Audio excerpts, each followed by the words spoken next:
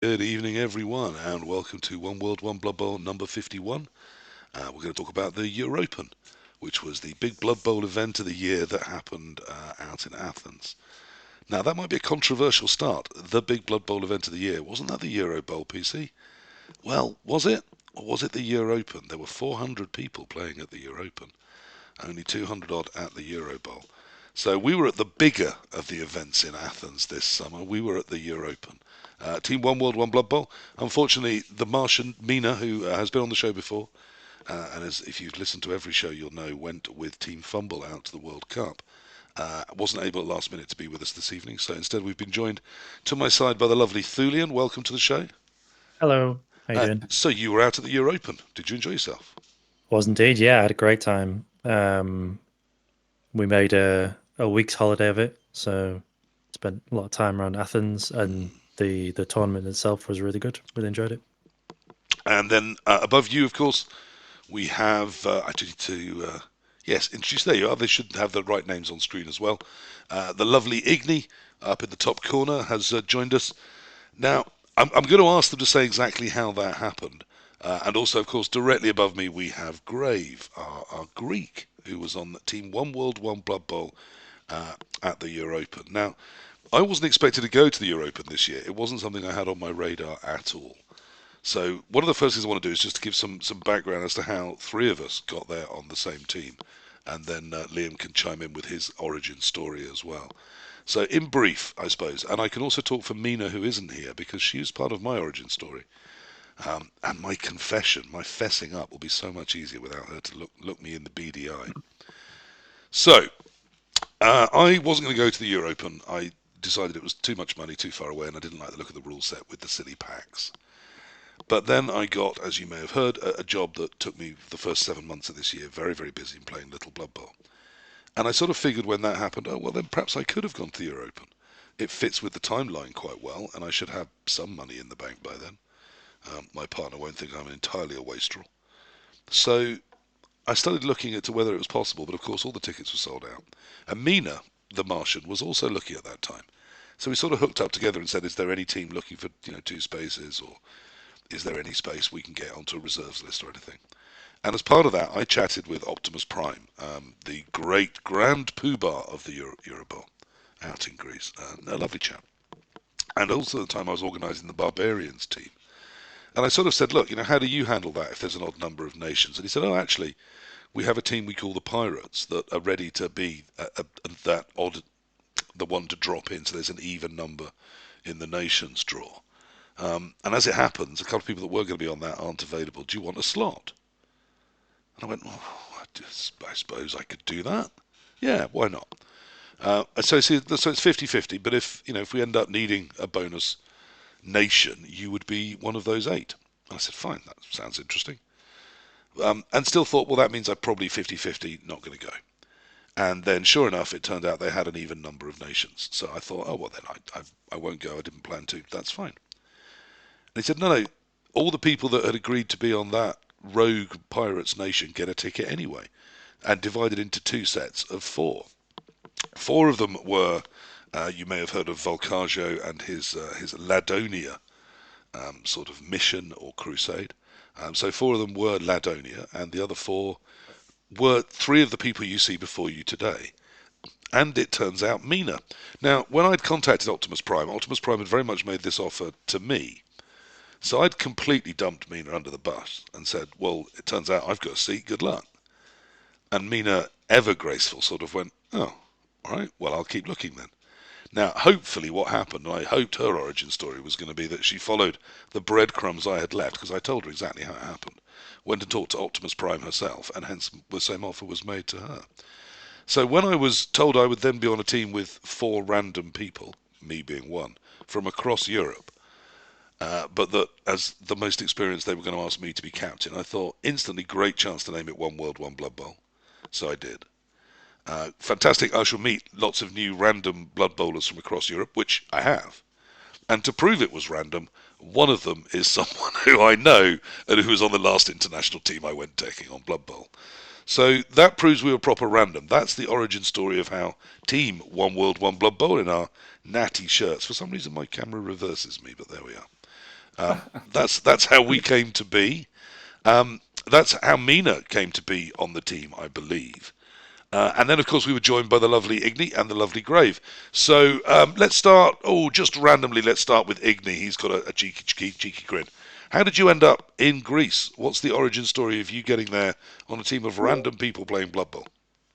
Hi. Well, 10 years, 12 years ago, I was living in Greece. I was studying there. Then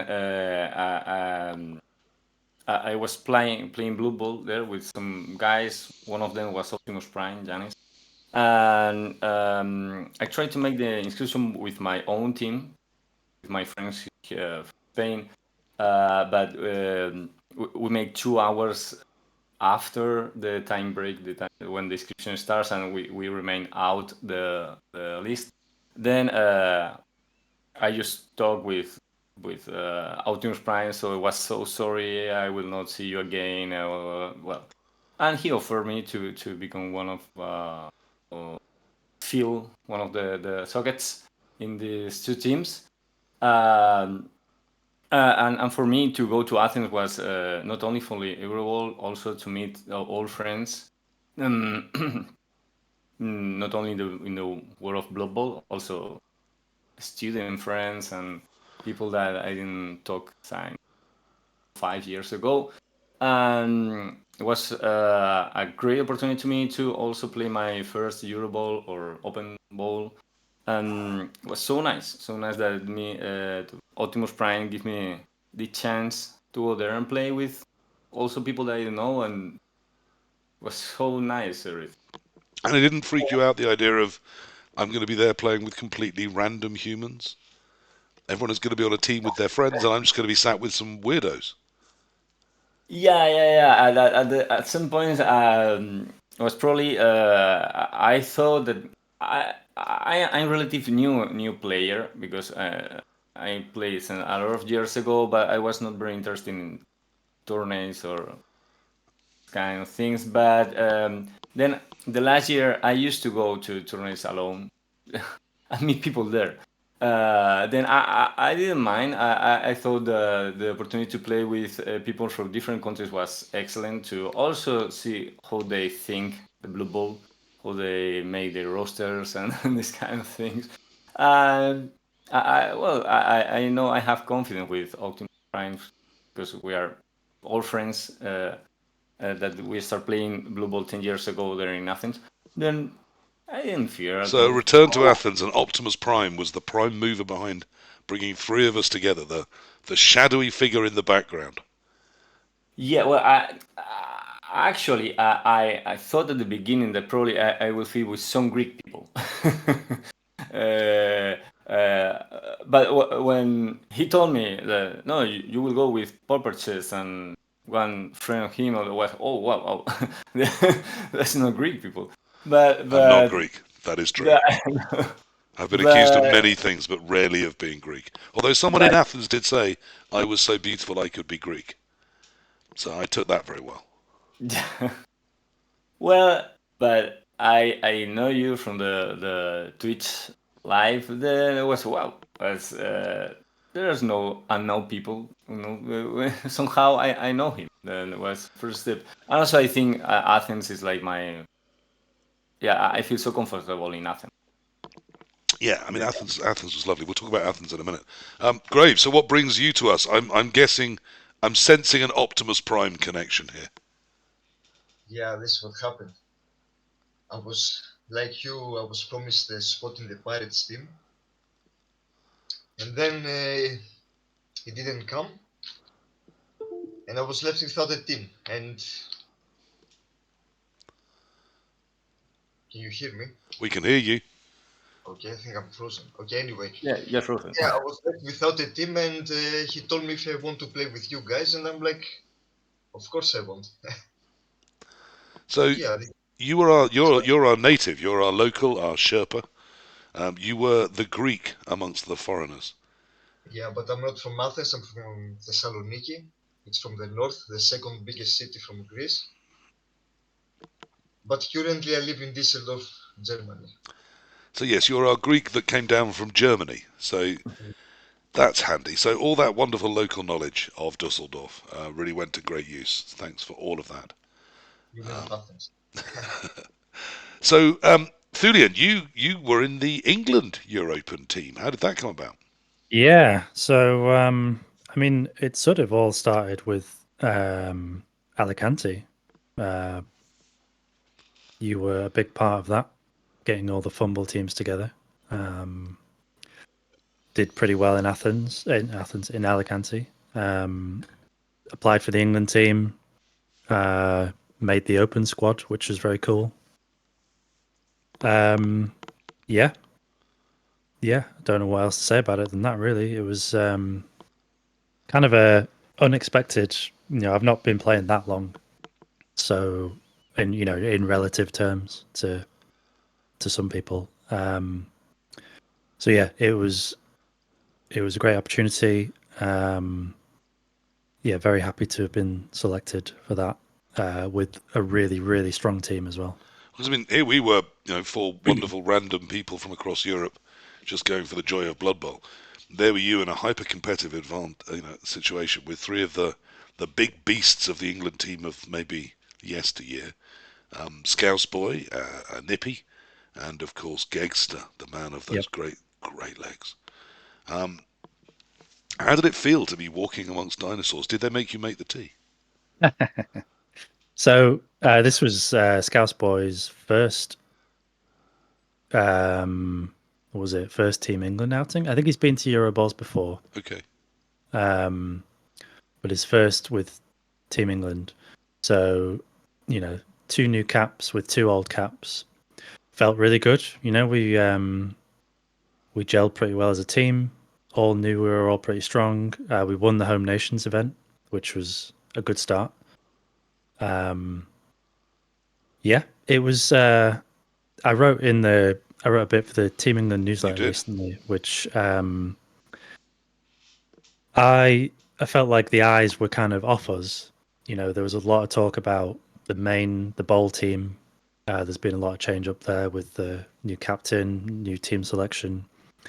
So I certainly felt, I can't speak necessarily for the other three, but I certainly felt like the eyes were off us. We could just get on and play, and just do our best. Well, I mean, I would hope that would be true. And you got some decent results. We'll come to those in a minute, of course. Talking about the eyes off us, I mean, I don't know about you guys, but certainly on Team One World, One Blood Bowl, I felt the eyes were resolutely off us. I felt very free just to play Blood Bowl, didn't you? Or were you hyper competitive about how our team did? Well, from the beginning that we start talking, and the environment was very relaxed. No, choose what you want. Okay, the team that you feel comfortable and play and have fun. Then, I was totally relaxed. Truly, believe me, I was very relaxed playing all the matches in Euroball, and also all the pre tourney. I was also nice, freedom to make the roster that I want. Then I was truly, I have to confess that at the beginning I was a little, probably I was my numbers are the lowest, the win ratio, these kind of things. Then I was a little bit pressured for have a good results, but it was a feeling that little by little was going down, and I I I I I, I play by really relaxed and in nicely way. What race were you taking? I was taking Elden Union. That I like very much for the background. The elves that were good players, but they don't have money and these kind of things. And it was the first time that I coached this team in a tourney. Then I was very good prepared, but I really want to play this team. I also painted for this tourney, and I was preparing this way, not making matches or trying different lists. Just paint the miniatures taking care of them, and then go to play. Really, I don't went to the Europen for a competitive way thinking. Not at all. Not at all. Yeah, I mean, I was prepared to offer advice on rosters, but I felt as long as we weren't picking anything that was drastically wrong, that I'd leave you alone and just let you play what you wanted to play. I mean, it's not my job to tell anyone what to do. And you seem to be really enjoying your pro elves and building them, and it looked fine to me, and they were fine in the meta. So, which brings us handily, of course, to I don't know if are you there, Grave? Yes, I am. We have the It's frozen fine. image, but we have you by voice, and most people listen anyway, so let's not be overly worried about that. Oh, and you're back. Yeah, And it's right. even more beautiful live, of course, but not necessarily a problem. So let's bring both of those onto you. Firstly, did you feel any pressure playing for Team One World, One Blood Bowl? Were you thinking that we really must be a competitive team here, or were you just there for some fun? How were you approaching it all? Well, for me, Blood Bowl is fun. Yeah, you have to have fun, but I'm also a very competitive player myself. So yeah, I wanted to do good in the Europen myself, but I didn't do so much. Well, we'll I come mean, to results later. I mean, let's not be results focused because of course, the fun is the but fun. But yeah, so yeah, for me it's a mix of fun and competitiveness because in the end it's a dice game. You can do whatever you want, but in the end the dice says what's up. And yeah, and you don't seem to agree with me. well, I mean, no, I was watching a note about Thulean wearing a carpet on the show. Clearly, heating isn't allowed until November in his household, which is fine. That's how it is up north. I get it. But talking about the race that we chose to take, I remember very clearly the first time I ever met you. Optimus sent me the names of the three people that were with me, and I went, "Oh, Ignii. Okay, that sounds Italian, I guess." And only until literally about a week before I had it in my head that Ignii was Italian. He is, of course, a lovely Spanish coach. The true beating heart of Blood Bowl nowadays may well be Spain, after the amount of Spanish people that were at that wonderful World Cup. Were you there, by the way, guys? Did you go to the World Cup? Yes. Yeah, yeah. I was in the World Cup, and So, so I was at my first tourney since 10 years ago. It was my what return. a wonderful experience it was. Yeah. So, of course, yes, not Italian. But then, obviously, I pulled it together a Discord thread for us all to chat about what we were going to do and how we were going to go and to get them to pay for these lovely team shirts that we have. And as we were chatting there, I remember Grave arrived. The first thing he said was, "Right, I'm going to coach Underworld, and I'm going to get one of the 2 point packs, which means I get to take a star." Yeah, this is a thing And the rest of us were like, yeah. "Okay, that's about half of what we're allowed as a team, but sure, you take the best race and the best and the best thing to add to it. Fine." But I mean, as you know, no one really minded what we were going to do, and everyone could find something they wanted to do. So really, it was fine. Yeah, But then, of the thing. course, that all changed. Suddenly, Underworld got absolutely slammed with the ban hammer, thus changing everything. So, how was all of that? How was Underworld? How was your Underworld journey? You stayed with them, your choice. Yeah, I did. So half of the tournaments here in Germany they use the Euroball rules, and I went to all of these tournaments with the Underworld for training, and I bought the team from the Dornbin and I painted them. I used a lot of hours to paint the team, and then they got nerfed, but I played them out of spite. But yeah, the original plan was to get a Reaper, but with the swarming change, I had to take a cheaper star player, Right. and it didn't work out so well for me. So, which one did you go with? Did you go with uh, uh, um, what's his name? Which star did you Glad, take? glad, Glart. glad, Glart. Yes. yeah. And he didn't fire for you. His claws didn't bring you joy. No, I think it would be better just to take the Rat Ogre without any start players. More viable. Yeah. And we discussed briefly a sort of move to a hyper fouling strategy that really, if you're only allowed 11 on the pitch, you've still got a deep bench of cheap things. Really, your only advantage left is in hanging around the edges, sniping pieces off, fouling them out, and then trying to one turn. Was any joy coming from that? Yeah, of course, I found a lot. That was very nice. But yeah, most likely each blitz of my opponent was either a KO for me or a Kaz for them. So yeah, Storming was helping with the numbers to keep the numbers alive in the team, but now, yeah, it's for me it feels like a worse Skaven team. Yeah, they need to find a new reason to be without swarming, don't they? Yeah. Maybe something, I don't know, but their win rates certainly are interesting to look at. They've absolutely collapsed off a cliff since then. Thulean, you used to play some Underworld, but this time I Yeah. think you took the ladies, didn't you? Yep. So toxic, so I toxic, know. Yeah, playing these disgusting tier 1 teams. horrific. Who would take Amazons? Since Alicante, I've been playing a lot of Amazons. Done pretty well with them. I think they were the strongest roster in the whole of the Euro Bowl rule set, so it was pretty necessary to take them on a team if you wanted to do well. I, feel pretty comfortable with them, so it was down to me.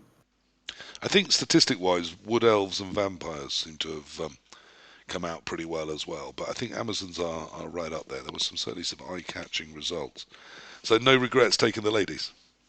No, not at all, really. It's interesting you mentioned the wood elves and the vampires. I think Skaven are probably up there as well. All three of those tend to run the woodies and the Skaven. They'll run a strip ball.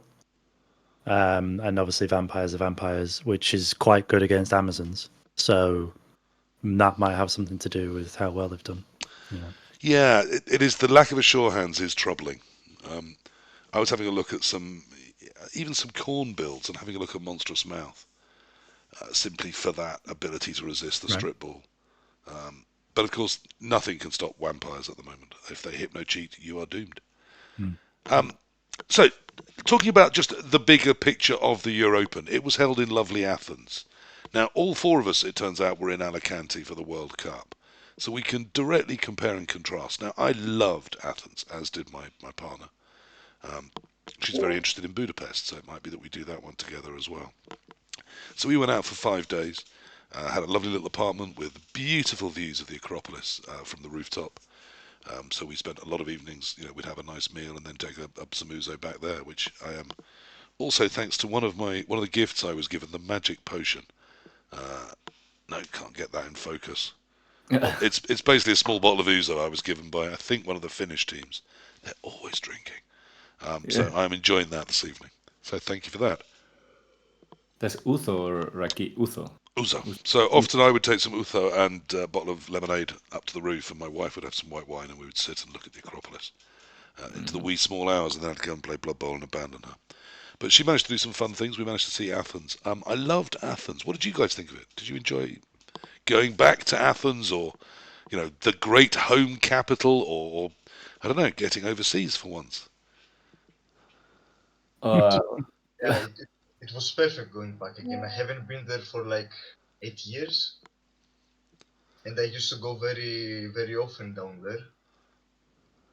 And yeah, every chance going down there, the weather is so nice, it makes your mood better. Yeah, it was nice. Very nice. Ignii, how was going back to Athens?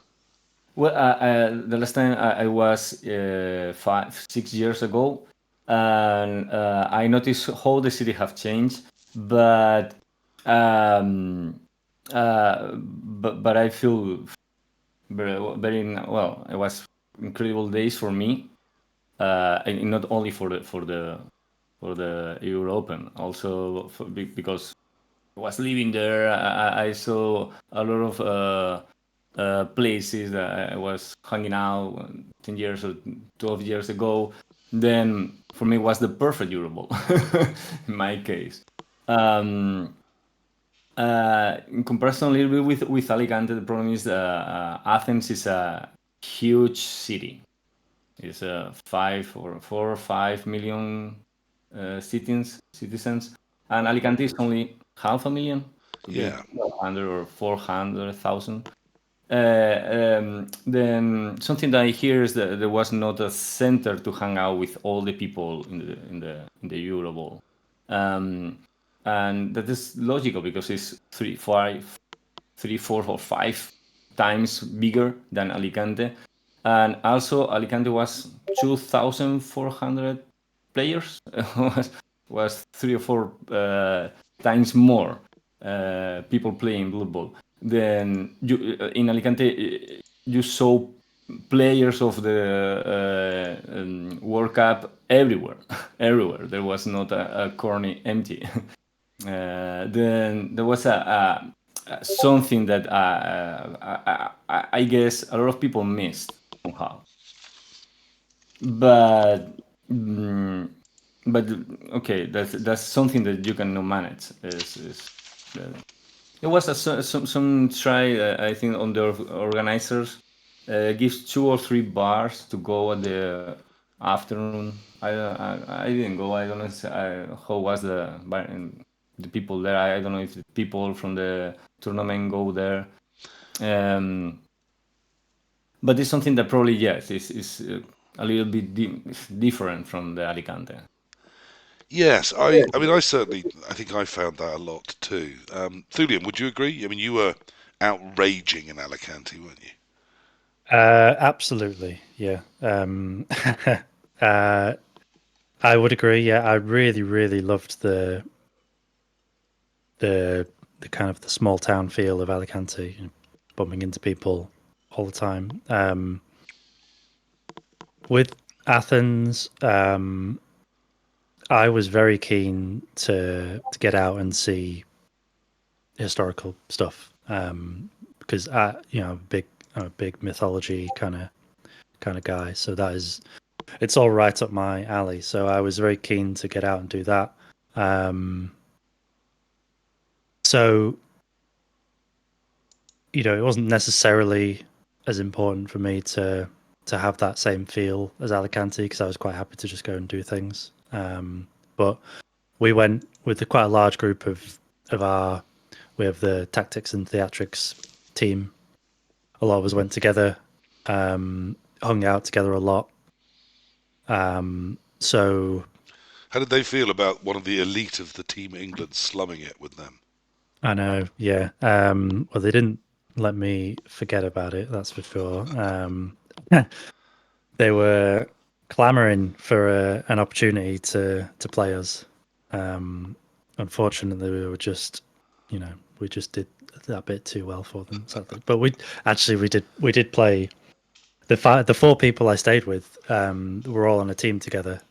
Torquemada and his partner, and then Greenskin Phil, and what's his naff name now? Captain Oates, Yeah. I think. We all stayed together. They were on a team, Pitch Invaders. We actually played them in round 5, which was great. Really nice. We had a lot of fun. Adam and I, Adam is Captain Oates. We'd been talking a lot, discussing Blood Bowl. He's very, very very keen player, and we were talking a lot, and we ended up playing, and we had a really good game. We won't talk about the dice, but It's funny, isn't it? Sometimes you go halfway around the world to play Blood Bowl, and Yep. you end up with someone that you'd play all the time. Like I went to the World Cup and span into Andy Davo. Yeah. And Mina, who is actually now trying to join us, there's a chance that we do get the Martian on board. She just needs to find this call, which is the 5 of us in a call. And if she can find that on her phone, then she can join in. Obviously, our 6th round opponent was Waterbowl, which is her hometown league. Yeah. So had she been here, I was going to ask her the slightly awkward question of how did it feel to sit opposite someone who put together a team from your league and you weren't on it. Unfortunately, there was no great redemption story as well. She unfortunately lost that round, which is awful. I really hoped we would do them over, but we didn't. Um, Grave, how did you feel about Athens and about that comparing it to Alicante? Yeah, it's like Ignii said, in Alicante it was filled with blood bowlers everywhere, wherever you go. And Athens is a huge city. Yeah, when we all went to the event, the metro station was full with blood bowlers, but other than that, we started after each day. Yeah, I mean, it was Andy Davo I really felt sorry for. Um, I mean, I know his whole plan to fund the whole trip was based on selfies. And if there isn't that mass of blood bowlers in one place, he's just not going to get the business.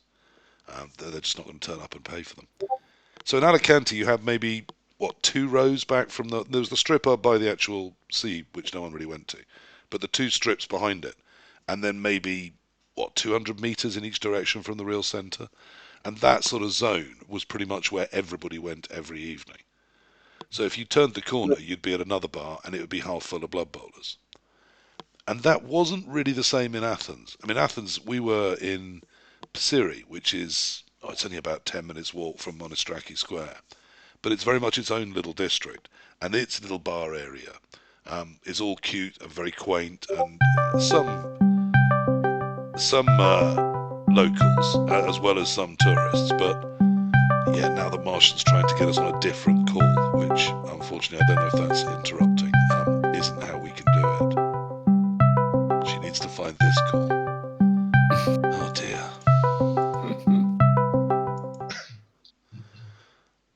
So Yes. So, I mean, I really enjoyed going out with my wife, and I certainly wouldn't begrudge the time spent with her. We actually had a lovely time. But I also did kind of feel that there wasn't a social centre to the evenings in Athens. Everyone seemed to be in their little pods of who they were travelling with and who they were playing games with, which, I mean, most people want to be anyway, but had they said, okay, this is the area at night that we're going to allocate, these 4 bars or these 3 corners or this half a dozen restaurants in a row, this area is going to be Blood Bowl Central. That might have been quite interesting. I know Volcajo was certainly doing his best to do that, wasn't he, with his live tweets? Did anyone and his I think he was TikToking and all those other young people things. Did anyone follow his video blogging? No, I didn't.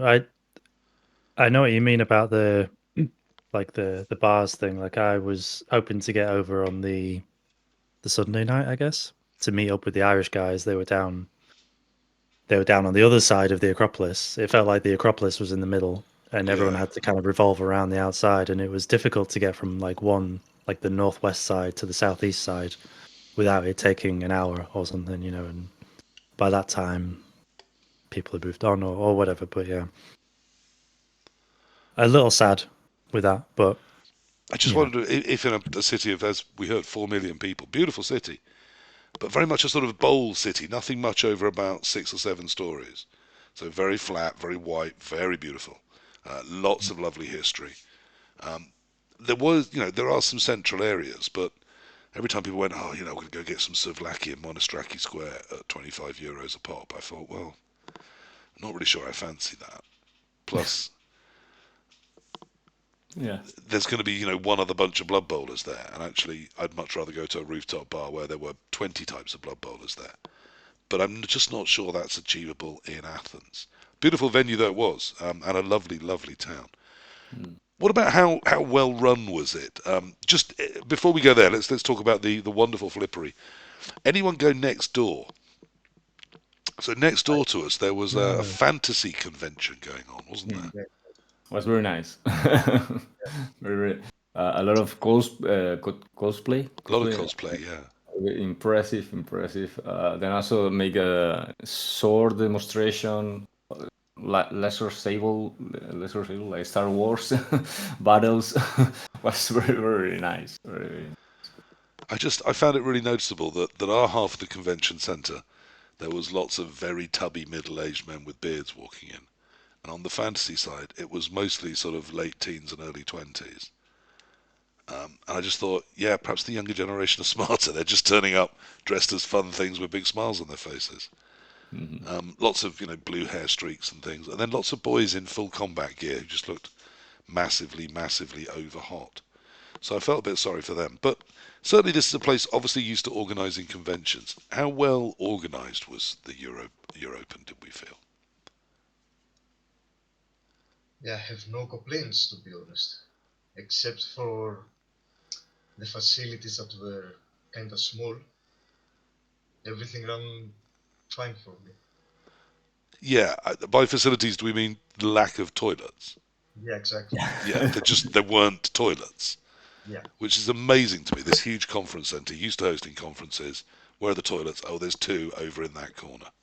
And because we know that's not enough, we put two portaloos outside, which were, I mean, they were festival level bad by the middle of day two. You had to really, really need the loo to want to spend time in either of those. Ignii, what did you? Oh, She's trying to break in, but unless she finds this call, I just can't. Oh no, we've lost Ignii. He's disappeared. Maybe to go and help Mina. Thulean, what did you think about how organised it was? How was it run? Really well. Maybe too well at some points. I think you know what I'm talking about. Oh, I plan to mention it. Yeah, I think obviously the timings were very, very strict, which came into play on a number of occasions. The same note about the bathrooms. I ended up going to a cafe across the street multiple times instead, which was fine, but obviously not ideal. Also, I noticed the women's toilets were basically free and open all the time. I used them a couple of times myself. Like, just it felt like they should have made all the toilets unisex for the weekend, right? That would have been the easy move. A creative solution to it, yes. Yeah, because we live in a time where unisex bathrooms exist, and I think it's fine, right? I mean, also, in the other half of the conference centre, there could still have been some dedicated female-only. Yeah. Hello, hello. Am I in? Ah, Hello. okay. Yes, we've now got the fun Ignii screen again with the two Ignies and the green lines. I will try to. And we have Mina only currently on audio, but we do at least have her. Right, I don't know how to change that. I wouldn't worry about I it. just about at least joined it, so I feel like that's been a great success. There is a button that you can possibly try and find. Dave's going to help. Hang on, while using the app. Oh, there we go. We'll turn There the we go. camera on. There we are. I was trying to join it, and I thought I don't know how the hell to do this. So thank you very much. And yet, oddly, And you've done it before. Ignii But explained how to do it, and Ignii's like, there's a thing to join. I was like, oh, where? Yeah, apologies for lateness and just life, and we managed to hang 3 doors, which is a sword off the bottom of 3 doors, and painted the bottoms of them and rehung them. So that was a great success for today. good. Well, I'm super glad. Did you previously have doors, or is this Yes, an innovation in your home? Carpet was laid before we went to Europen, and the carpet is obviously quite thick, and basically the doors were taken off by the carpet people and needed to be sawn off, and so that's what I did today. Yep. So to bring you up to date, Great. we've covered us all forming. I've admitted my heel turn in just throwing you under the bus the minute Optimus Prime said, "Oh, well, You did. I could dangle throw me this under at the you." And I bus. went, "Great, I'll do that." But I at least said, "Look, I'm doing this." But you didn't tell me that you were going to throw me. Well, when you threw me under the bus, you were like, I don't think I'm going to go. No, I That said, was your throwing me under the bus. well, originally I wasn't going to go, and then when I got the job, I was going to go, and then I talked to Optimus Prime, and he offered me a place, and I went, "Oh, I'll take that then." And then I told you, "Look, I'm taking this, and here's how." And that's how you knew to contact him, which is how you got on One World Blood Bowl. isn't it? No, Ah, no. okay. So we've heard You did we've not heard how tell the me other how three of us to. got on. So how did you get? You did not tell me how to bag a spot. So how So the did you way get I on? found out how to bag a spot was Timo Ah, okay. who told me. Yeah, so Timo said to me, "Oh, you need to contact Optimus Prime." So I thought we were on a team with Optimus Prime, and so I just messaged Optimus Prime going, "Can I join this team?" And by that point, Timo had told me that you were on it, and I thought he threw me under a bloody Yeah, I completely did. ticket. Yeah, I did. Optimus So said, "Yeah, do you want to play?" And I went, "Yeah." And I just didn't mention yeah. you at all. So yeah, No, I I know, 100% did. no, But it all it's worked very out. rude. The other thing we've been discussing so far is just Athens. Our takes on Athens as opposed to Alicante. I know you were at both. Anything you want to Yes, come in on I there? preferred Alicante. Because I mean, out of Dornbirn, went to Dornbirn, Alicante and Athens. I'd say Alicante was the best. In terms of all the social part in the evening, because it was all in one area. Athens was the next best, I thought, and then Dornbirn was by far the worst location because there was nothing in the evening, no socializing. It was just you were with the team you were with, and that was it. Yeah, and Timo got a shout out for trying very hard with his video logs and things to create that Yeah, atmosphere in Athens, which I thought yeah, he did a fantastic job of. That's Volkajo, if you yeah, don't know who we mean by Timo. yeah. Timo's fab.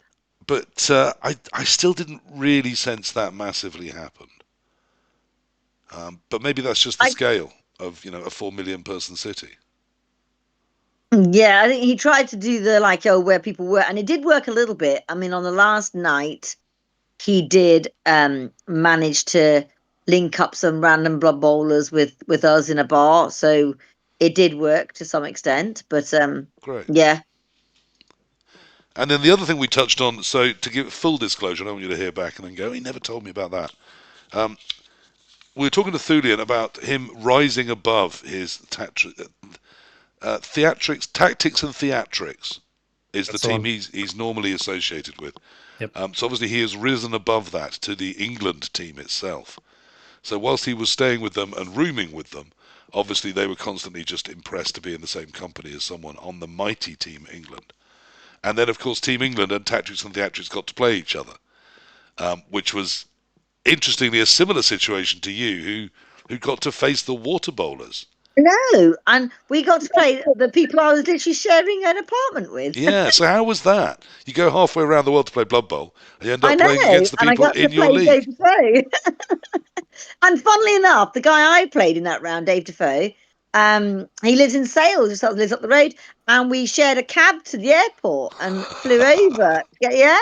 And in fact, my other half picked us up from the airport and dropped obviously Dave off home, and then we went home. So yeah, coming back. I never rolled so many ones, consecutive ones, 7 consecutive ones, and ones that mattered. Like so, my procs remained stupid or bonehead for I think it was at least 4 turns, and I rolled some ones on the really ugly guys that basically you have to roll at the foul appearance, whatever it is, if you want to hit them or not. So that was really crap.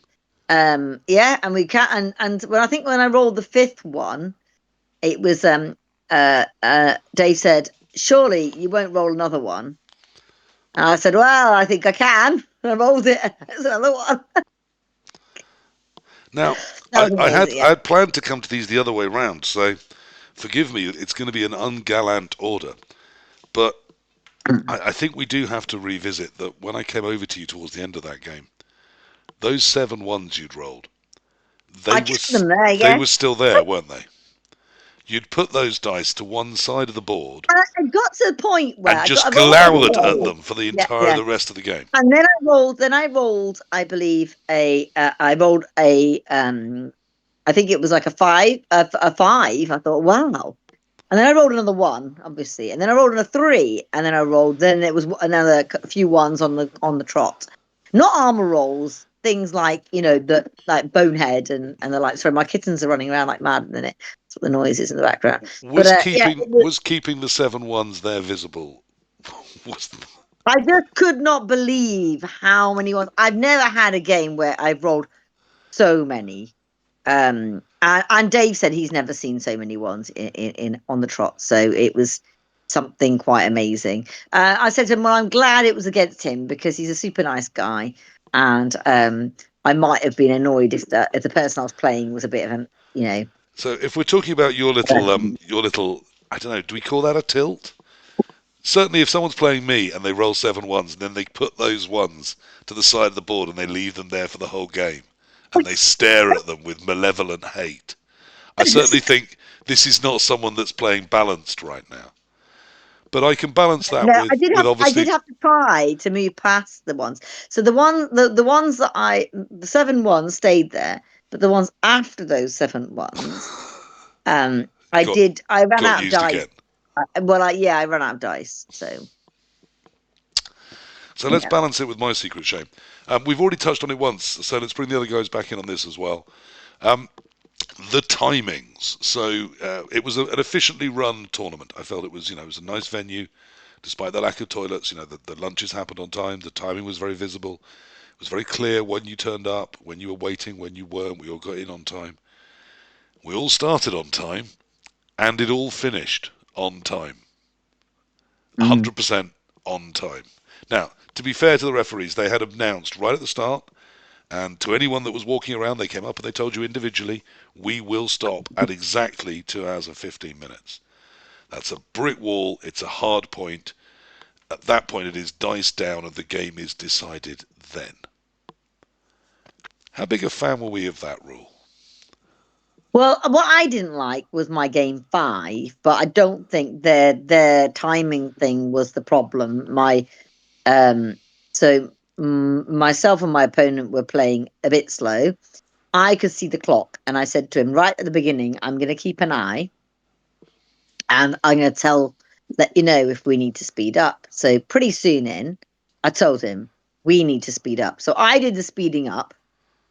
He just carried on, like being not speeding up. Yeah. I in the end had to beg for a bloody clock. And only when we brought the clock in did he speed up. And he was like, and he said to me, well, I would play faster if you weren't like if in the game I wasn't pressing him so much. I thought, what? Yeah, so if you play Like, a bit worse, I'll play quicker. play it worse and he'll be quicker. Yeah. I just thought that was a terrible idea. Anyway, that chap, I was not a fan because he did not speed up. I get that, that's it. Yeah. That annoyed And me. of course, I'd always said as And he was captain, if you right, want a of course. clock, call for a clock. And so Yeah, you called for a clock. We spent an hour and a half on his drive, and I got half an hour. Yeah, So so you we called for all a know clock, how and I that did the game captain's thing, ended. and I called for a clock, and the ref said yes, you can use a clock, and I said no, I'm calling for a clock. That's you said in the rules. If you want to call for a clock, you can put a clock on it. I want you to put a clock Yeah. on it. And they went yes, you can put a clock on it. So there was an Yes, and expectation which I didn't feel had been made clear to us that this yeah, clock we can call for is on our own phones. with our own phone. And at that point, I ain't got time to bloody. Oh, it just got very, very annoying. But it was the fact, to be honest, it was the opponent that was a problem because it was like when I said, and I had to tell him several times, and I had done the speeding up, and he wasn't. And I started watching my own, just like, taking a note of how quickly am I doing my turns, and he's not doing it. It just irritated. But that was game 5. Well, And then it started for me on game 1. I guess your I should game fess up. 1. My I game mean, 1 I mean, round 1 we were very lucky anyway. Unfortunately for Grave, he didn't get an opponent, did you? They didn't turn up. no. Against Portugal 3, they were called, and sure enough, there were actually only 3 of them. So that was a prophecy. You two seem to smash it, Ignii and Mina. You seem to have good games, and those Yeah, we were fine. quite quick and quite reasonable. And you two would good not wins. write down the results. PurpleChest would not write the results on the piece of paper. We'll get there, Mina. Yes. So I was playing Europen, who was a nice chap. His lizards, my Amazons, I scored in 2, nearly stopped him in the first half, but he sneaked it in somehow. Turned him over in the second half, killed all his skinks, and was running off with the ball. And I have to say, he had not been quick. Had been very thinky about some of the problems I'd set him. And they called time, and I needed 2 more rolls. And I was weak, and he said, no, roll the dice, you have beaten me, roll the dice. So I rolled the dice, and I got the 3 and the 2 that I would have needed to win the game. And I admit I was weak, I should not have rolled those dice. So having rolled those dice, I feel robbed of a win. When in actual fact, when they called time at 2 hours and 15 minutes, it was 1-1. And it was turn 15, Yes, and there were 2 dice left to roll. So I should not have rolled those dice. you should have just not rolled them. And the thing is, when we had to fill in the scorecard and hand it in, you wouldn't fill it in. I was And happy you'd for it put to in your be filled in. casualties. You've put in your casualties, and you wouldn't put in the score. And without that, we can't hand the thing in. I was happy for someone to fill in the score. So I said to you, so you said, I can't fill it in. I can't write it down. I didn't want to I write said, it down. okay. I said, so tell me what the score was, and I'll write it down. I'll put it on there. I wanted And him you to tell said, you what the I score was. And you said, I'm not going to tell you what the score is. And I'm like, we need to know what the score is to write it down to hand the piece of paper in. And he said, go and ask the other guy. I'm like, well, they've wandered off by now. I can't bloody go. I don't know what you look like. It's the only bit that annoyed me. He said he was quite happy for me to call it a win, although obviously I couldn't because, you know, I don't agree with the rules, and we'll talk about that in a sec. But I do believe you should follow the rules. Once there are rules in place, even if you don't agree with them, you follow them. So at the moment of 2:15, it was 1-1. The mistake was rolling the dice, and that's what then tilted me slightly. And I do feel slightly robbed because I think 2:15 is very tight, particularly when there are language barriers, particularly when people are rolling vampires and things. I just think it's very tight to play Blood Bowl, and it caught me, so it meant I got a draw in game 1. But that happens, them's the breaks. Mina was, as she says, adult enough to ensure that it got written down and handed in. But despite him being very nice about saying it can be whatever result you want, he then did instantly just walk off to the bar, leaving me to put the marking on the piece of paper, which I felt was a bit harsh. Not really. I mean, really, everyone should just play with the clock from turn 1, right? Well, Okay. so is And this in where we fact, is this what where I'm we gonna do are is you now? play them. So let's bring Grave and Ignii in on this, and you, Thulean, of course. The timings and clocks and 2 hours 15. How did you feel about all of that? Well, the problem is if you're running a tournament with so many people, you have to cut the matches in some point. And there is no other way to run it up because if you don't do it, you will break all the timetables. And in probably not Saturday, but Sunday, people have to. A lot of people had to take the plane, or I don't know. You put a schedule, you must to try to keep it. Then okay, 2 hours and a quarter. I think it's enough time, but obviously that's the point. If you spend more than 1 hour, 1 hour and a half in the first part, in the second part, it will be a mess. Even if you put a clock. This is why the referees they were telling us to put the clock at the beginning. The problem is if you put a clock, you don't know how the other play. You don't know if the other play is slow or not, or you know the way. But the logical way is to put the clock in all the matches, all the round. I mean, after that first one, I think I used it in 4 of the remaining 5 games. But even then, I mostly brought it out with about an hour or an hour and a half to play. I didn't start it at the very start. I just don't know about that. I should have had a clock on my phone, which I didn't have. Because what I should have done, I mean, that was the only game, the 5th game, but we were late. Like we had spent, I think 45 minutes or something, or nearly an hour, and we were only halfway through the first half. Right. And I said to him, like, we have to like we spent an hour. We're not even, like sort of nearly at the end of the first half, and but it just and the thing is, and he was like then looking at Euroball time, but that's even worse. So like, even if that's the time you were going by, that's even worse. So I said, no, we're the other one, but we still don't have lots of time. And then he said, that's because you're pressing me in the game. And I was like, God, yeah. So that one anyway. But that was the only problematic timing wise game. All of the other games I had, we finished ahead of schedule, so it was Grave, fine. It was how was what you at times? maybe one other game that one or two other games that I said, oh, we need to speed up, and we both sped up, and it was fine. So it was only one guy where it was a problem. We had the same sort of issues as in Alicante of not in the room. People didn't seem to go, oh, well, the last time I was accused of being Liam's girlfriend. When I just asked him how his game was going, because I finished mine, and the guy was completely baffled at the fact that my husband was at home with the children. So To be fair, you were wearing a bunny outfit, but yeah, I get it. oh, a bunny outfit. What? No. But anyway, the thing is, I thought this time it was in the evening when we went out in the evening, and we met up with some random blood bowlers, and the first one asked me if I was just there for a holiday, and I thought, well, that's a bit rude, isn't it? Like, you wouldn't have asked any of the guys that, so why are you asking me that?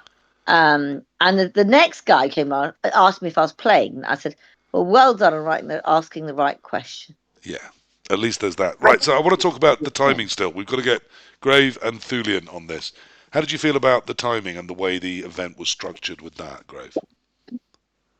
So yeah, I think 2 hours and 15 minutes is it's too less. The best is 2 hours and 30 minutes. This is what most of the tournaments here in Germany do. But me myself, I always finish my games in less than 2 hours.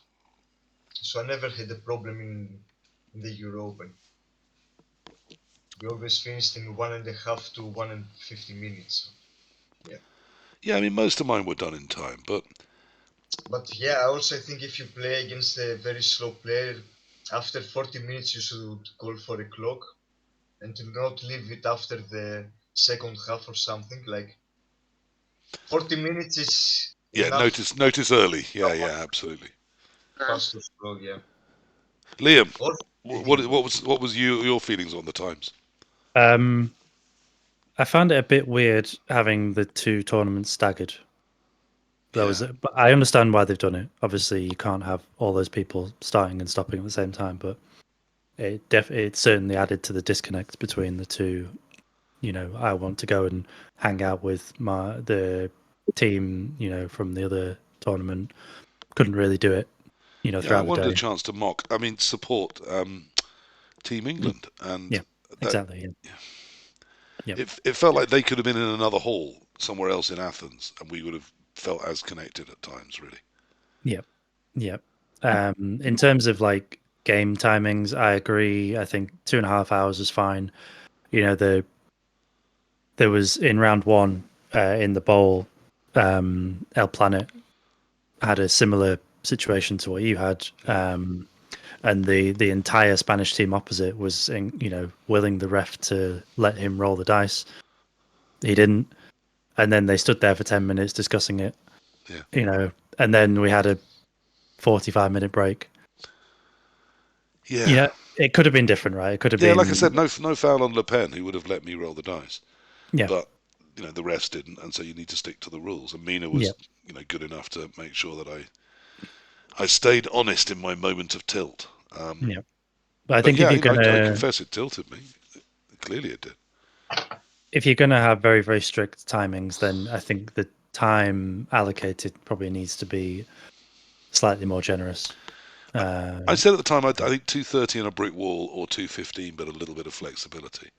Yeah. But then if you bring in flexibility, aren't we screwing over the lovely people like the rules, like the judges, and also lovely San Mike Davis who does all the draws and all the statistics?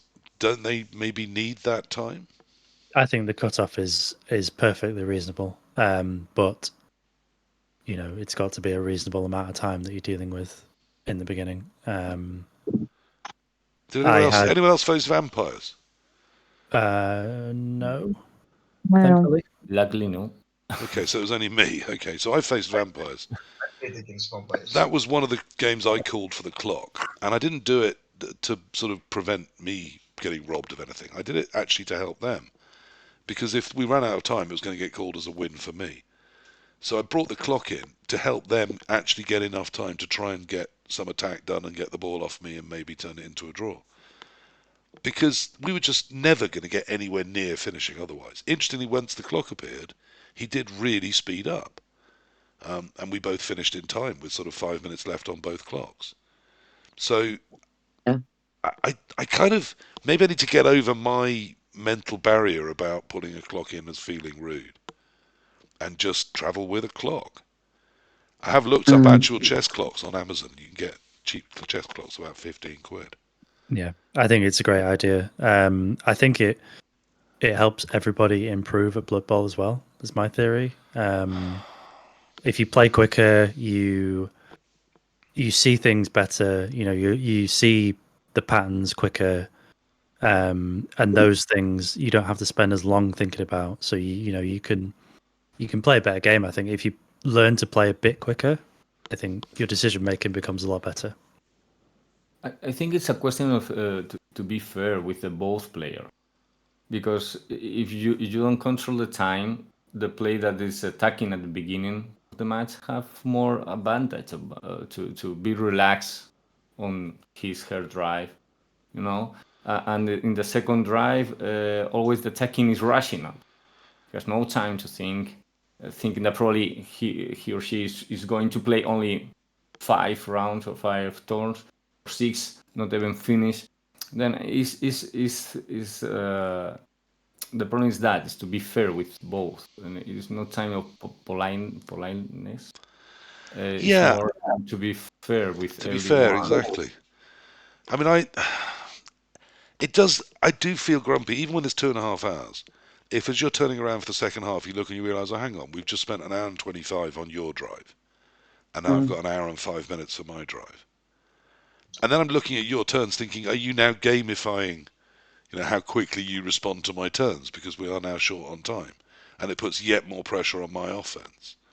Yeah. So perhaps, I don't know, perhaps just a clock from the start, but it just feels like we're getting away from the fun spirit, aren't we?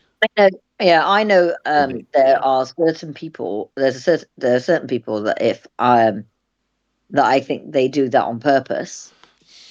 And I played a game against a guy a few but I think maybe a couple of years ago, and it felt very, very uncomfortable in that way. The timing thing, when it was clear that he was receiving the ball, he decided to go to the toilet. And it was like, and there are a number of things in the game that were clearly not right, shall we say?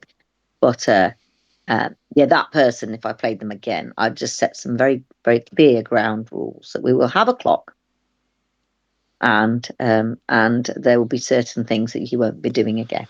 Yeah, I mean, I remember going to the UKTC with a guy called Endzone. Lovely guy, very, very well-known chess player as well as Blood Bowl player.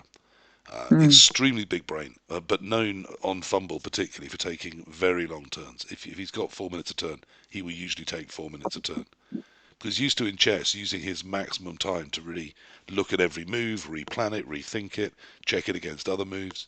And that's the process I know he's going through. So if you give him time, he will use every minute of it.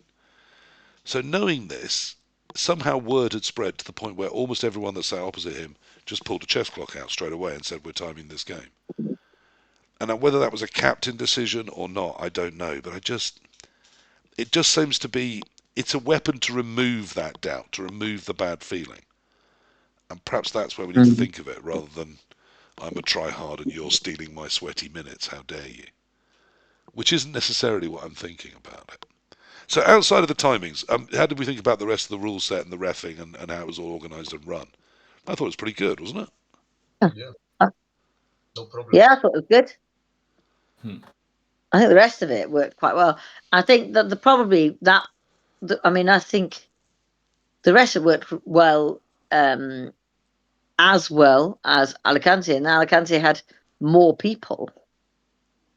The only problem we had, obviously, was, I mean, for the women's loser, it was fine. I have to say, there wasn't a queue. We did find there were men going in our toilets. Don't understand why people can't just go to their own bloody toilets. Well, you say that. Thulean, that one there with he's already confessed that he thought about doing that and sees that he should have been allowed to.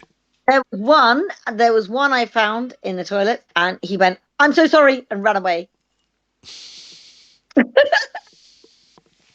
And there's one where he came out of the toilet and he ran away, and I said, and then I went, I was washing my hands, and he came out and ran away, and I went down the corridor. I said, "Well, one just ran away.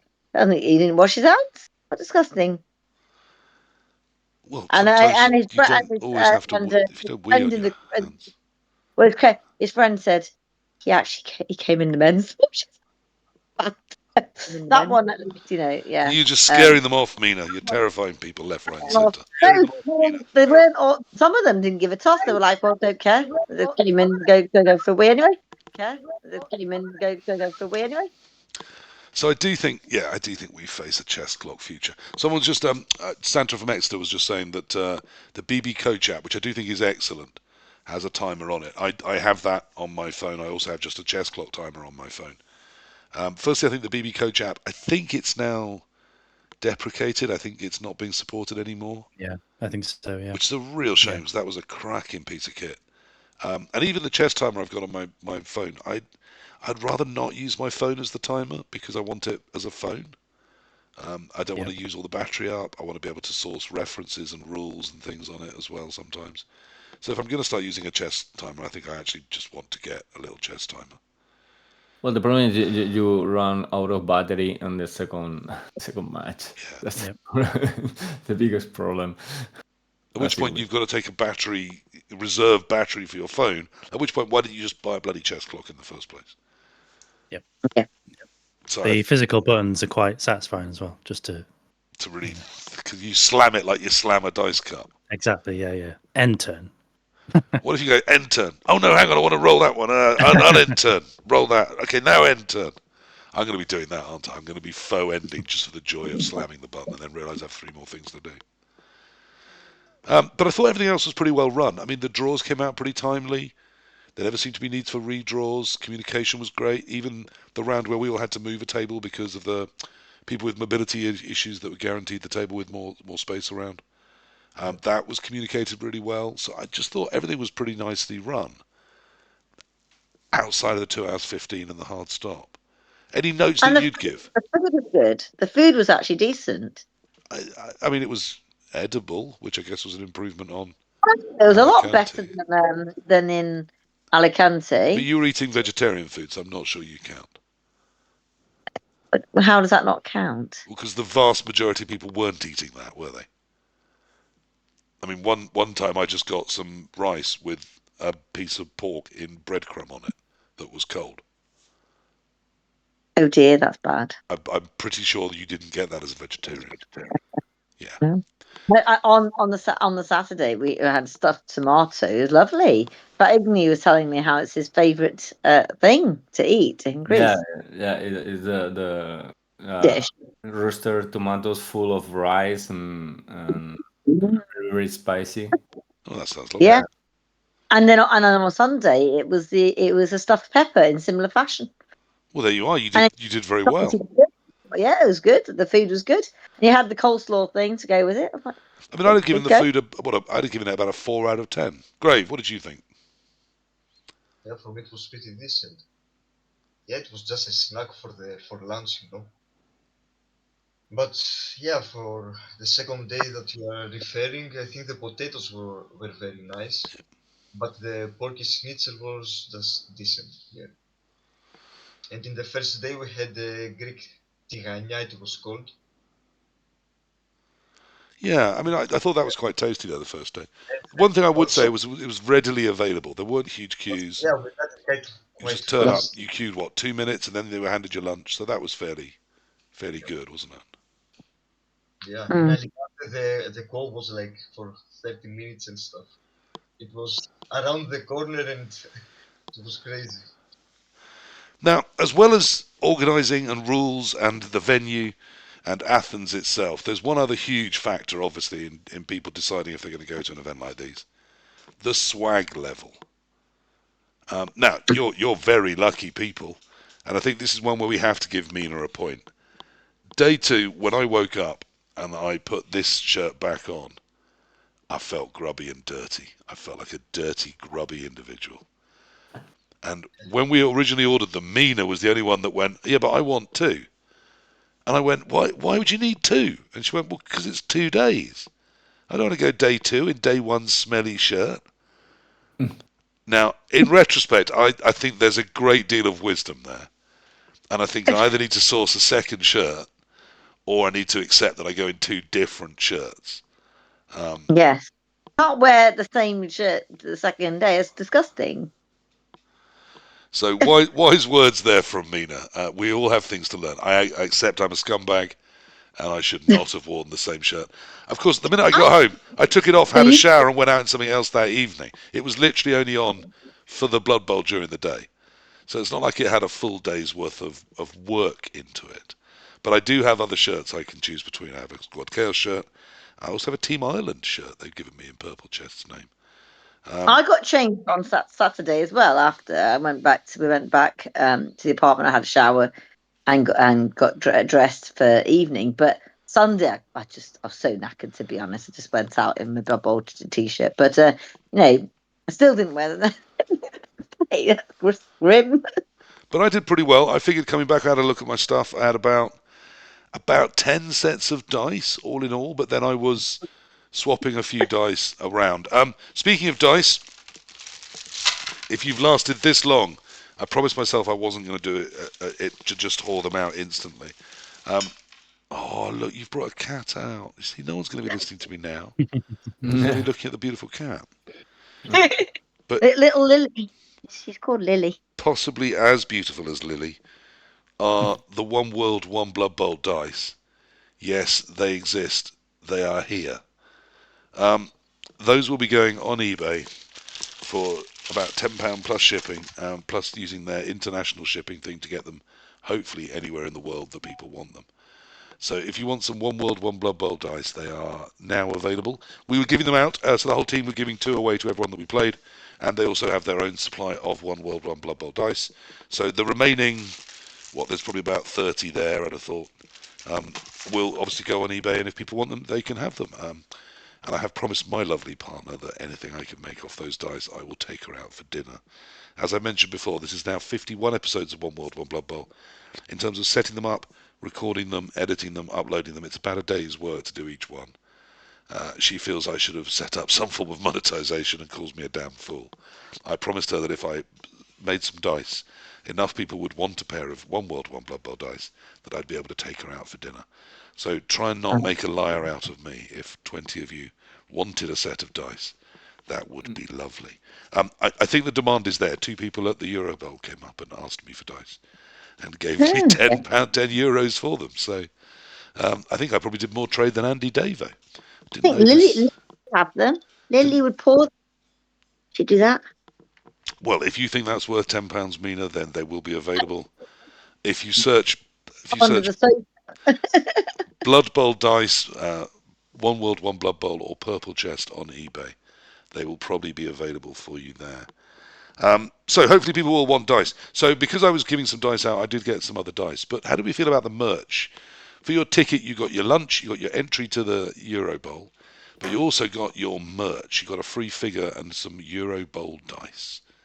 Was it worth it? Was that what signed you up to come? Dice.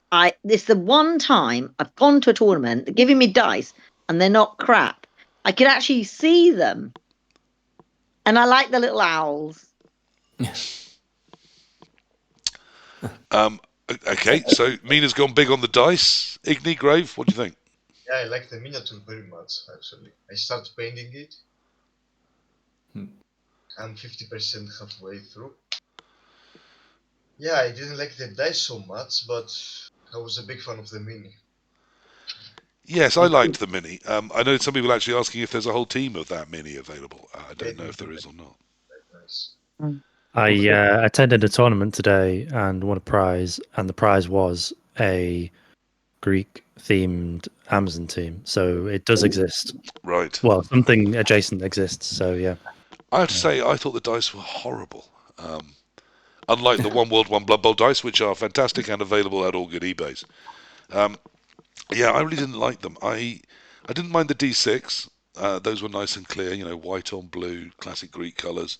The owl eyes for the 6 I thought was cute. That's a very classic Greek symbol. But the block dice, I couldn't make head nor tail of them. And I do think a block dice has to be visible from someone with not great eyesight, sat 4 foot away at a low angle because they're sat down, watching them rolled on a board. And I should still be able to tell more or less what they are. And I just couldn't with those. They're So- not as bad as like when you went to Alicante or you went to Dornbirn. Yeah, The dice they gave you were atrocious. The block dice Calicantes were much worse. really terrible. So as far as not naff, the naff ones you used to get donkeys years ago that I've got, those are super clear. Obviously, the fumble dice are super clear.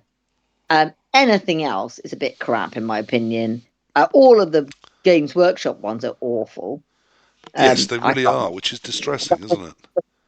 I think when you get 40 years old, your eyesight is just not, not very good, is it? My plea is think of your opponent. Think of someone sat 5 foot away, sat down at a diagonal angle, reading your dice. Are they going to be able to? Well, the arrow was very clear. I think it's the most clear arrow that I've seen ever. The push arrow. The push. Yes, because it was just a diagonal line. That I could read from a mile away. An arrow. Well, that was great design. But the other 4 shapes could all have been the same as far as I could tell. So here's my question. What was your favourite piece of swag that you came back from Greece with? I'm sure like me, as you came home, you unpacked it all. You looked down at your broken team and your tattered dreams and you thought, oh, at least I got some free stuff. What was the best free thing that came out of Greece? I using the tokens a lot. Okay. The money is the red, black, and blue. I think there were 3 colors: red, black, and blue. I think it's quite nice for rerolls and these kind of things. I'm using them. Okay, so the tokens get a big up from Ignii. Grave, what was your proudest piece of swag? My proudest. I got many dice, obviously, like everyone.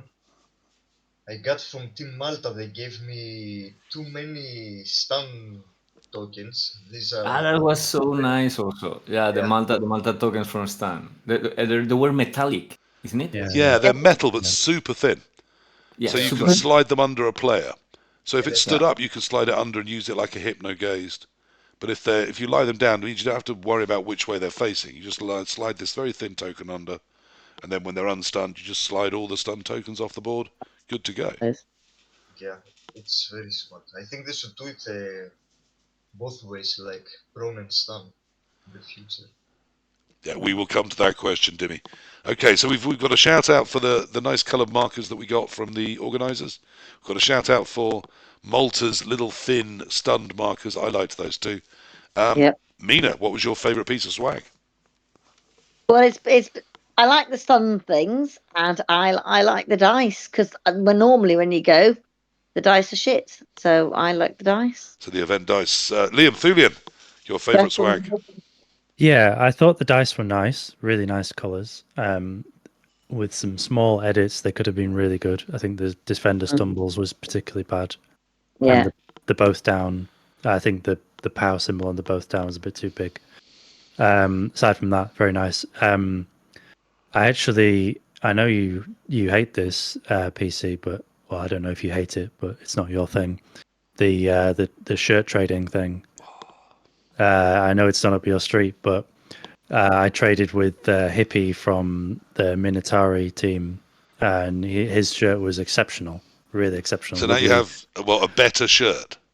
Yeah. You've it's traded bright up in yellow, shirt. Okay, I can get that. Yeah. But, Yeah. I buy nice shirts. Why would I want to give this away? Plus, I don't want someone else having my DNA, and I don't want someone else's sweaty shirt. Those So, are okay, two barriers to me in swapping shirts. people. The second shirt idea is available. Yeah. See, if I had two shirts, I could swap one, couldn't I? And still feel I have my own shirt. Someone did want to swap a shirt with me, and I said to them that I don't think my shirt would fit them.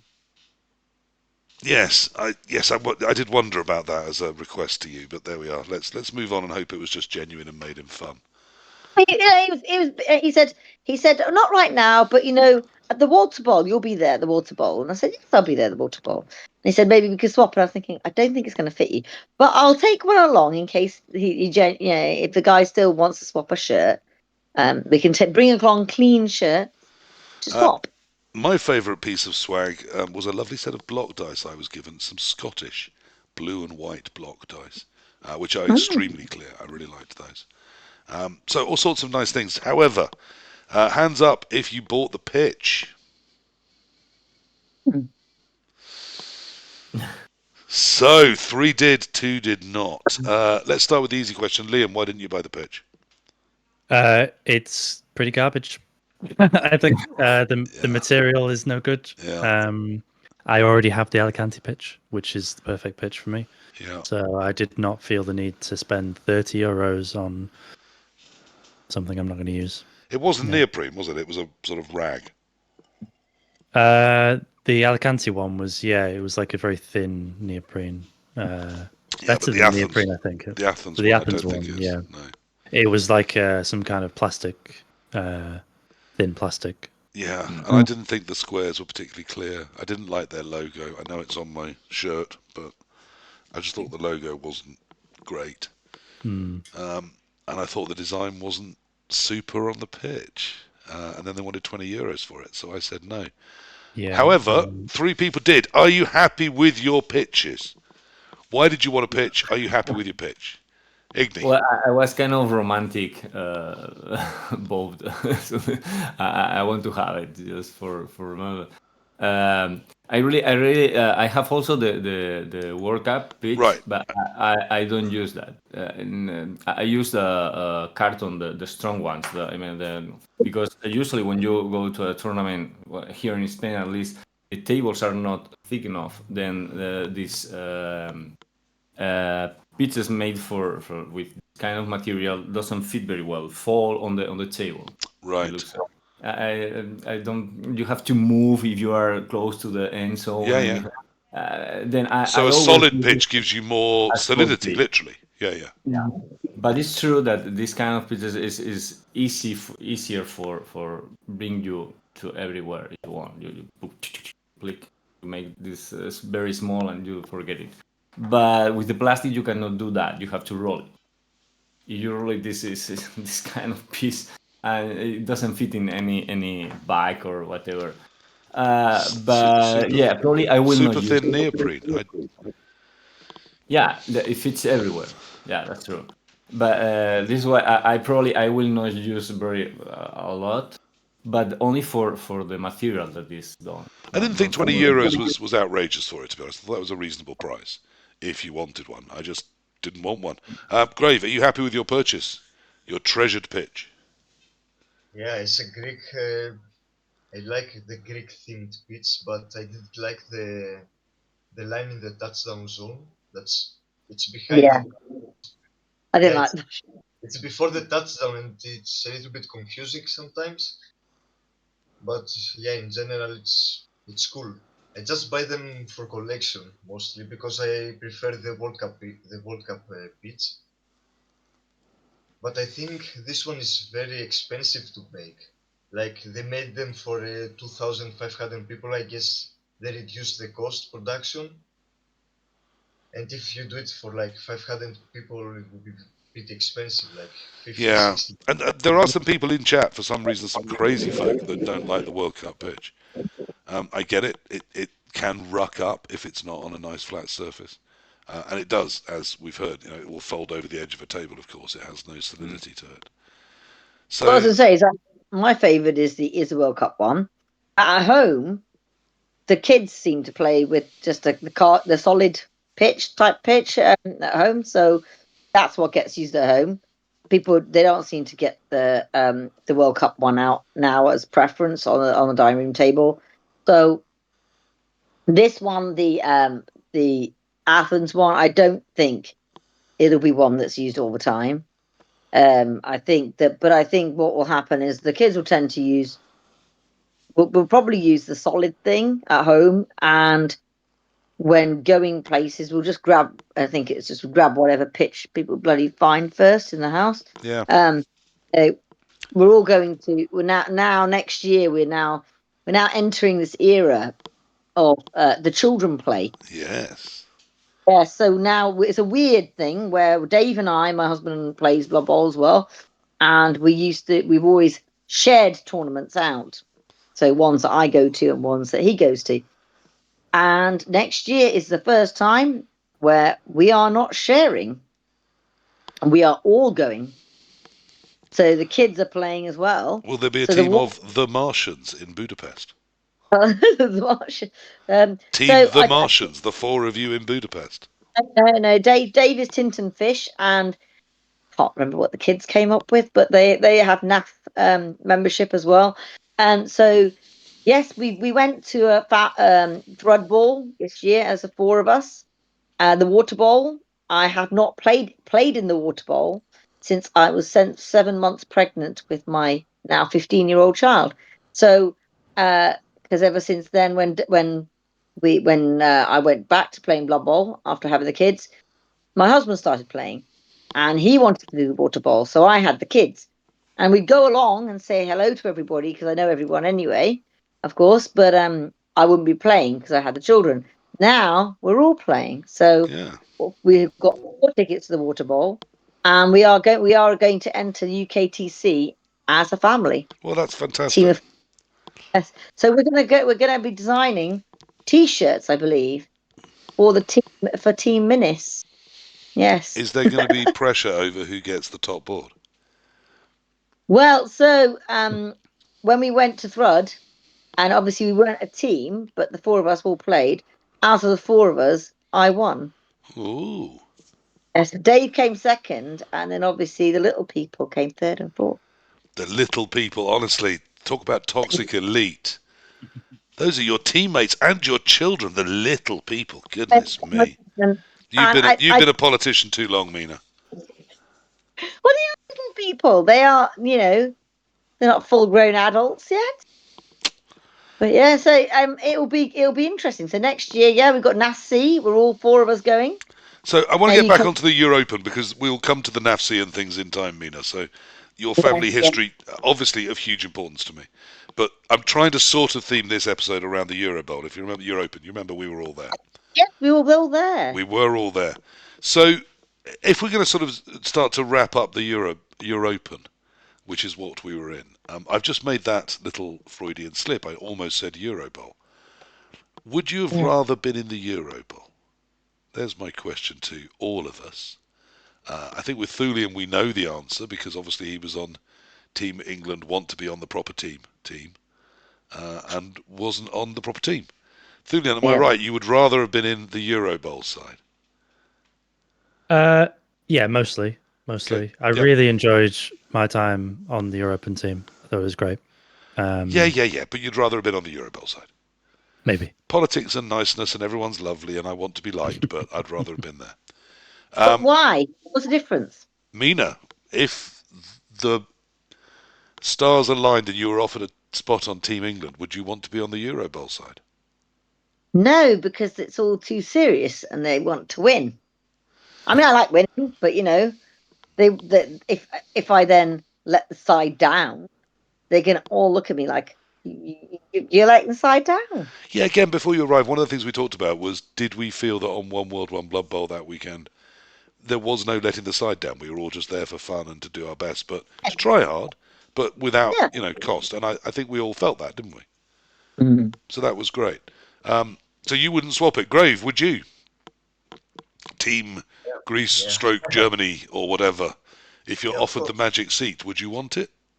Yeah, yeah. Obviously, it's a different race, of course, not underwood. But yeah, because I believe the better my opponent is, the better I get myself always.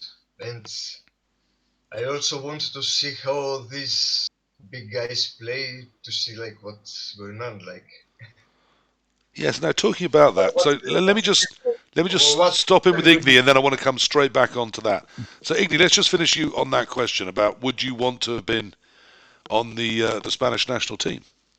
Well, I think they will not be so how to say desperate to call me somehow.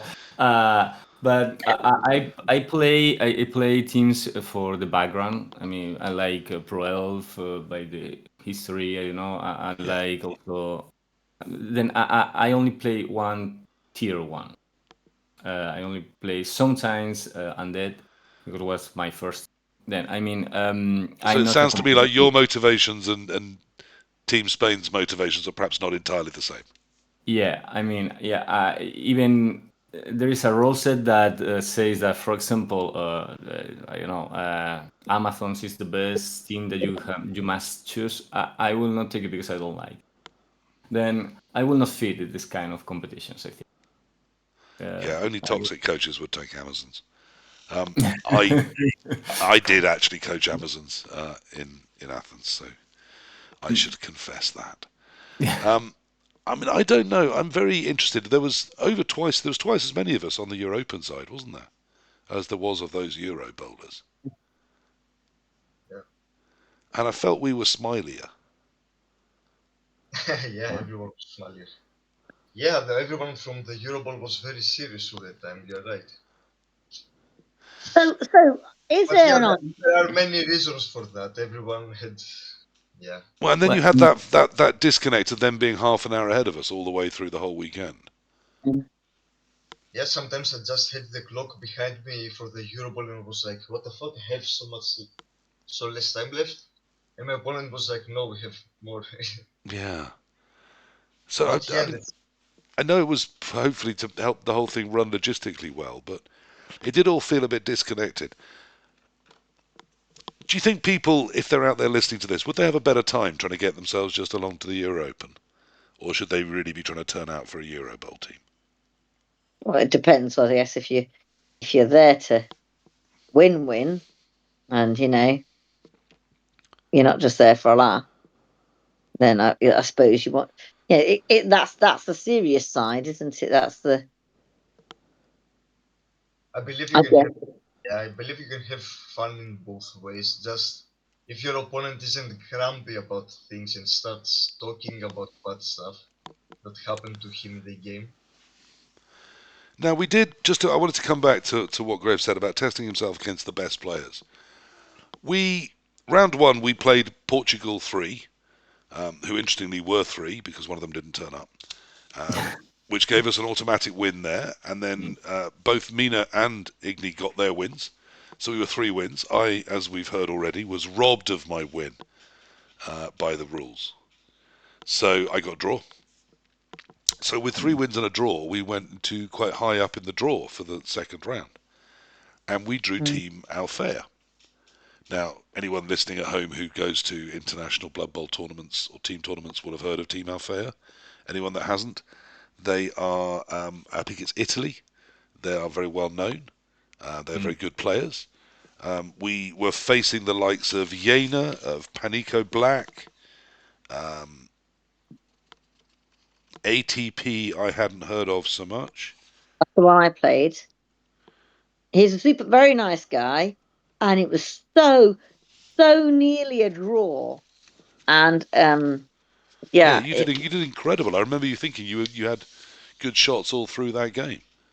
I had a couple of chances. It went wrong. It went downhill. I mean, I did have another chance. He said, "Well, you had another chance again," but I was like, "Yeah, but like that was just me just trying to do Operation Run Away with the skink." But the so yeah, it was a thing, but like it wasn't the proper thing was Asaurus had to go for it, and it was maybe the second time I'd tried to do a go for it at all in the whole game up to that point. And I had a re-roll, and I rolled a 1 into a 1, and then he died. And Grave, you got a draw, didn't you? Yes, I did. Amid much cursing of Madonna, and indeed of God himself, I believe of all God's children, and of his many works upon this earth. Yeah, but I didn't understand why. I mean, his team wasn't dying. He just didn't get his way.